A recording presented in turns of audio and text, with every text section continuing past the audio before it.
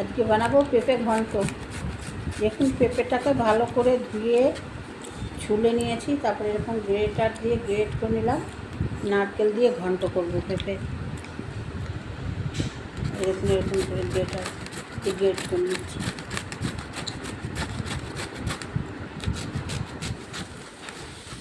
নারকেল দিয়ে আমার পেঁপে ঘন্টটা হয়ে গিয়েছে। দেখুন দেখতে পুরো বাঁধাকপির মতো লাগছে। এবার দেবো এটা একটু বেটে গরম মশলা, দারচিনি, লবঙ্গ আর ছোটো এলাচ।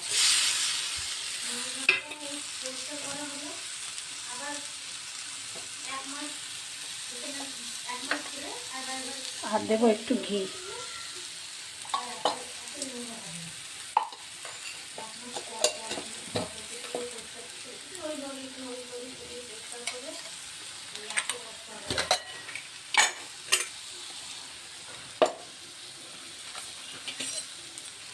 আর দেবো একটু চিনি।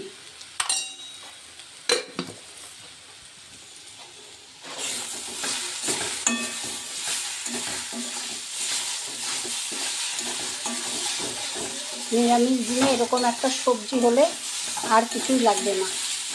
ছোট ছোট করে আলু দিয়েছি, বাঁধাকপিতে যেরকম দেওয়া হয়, আর একটু আদা বাটা জিরে বাটা দিয়ে পেঁপে ঘন্ট।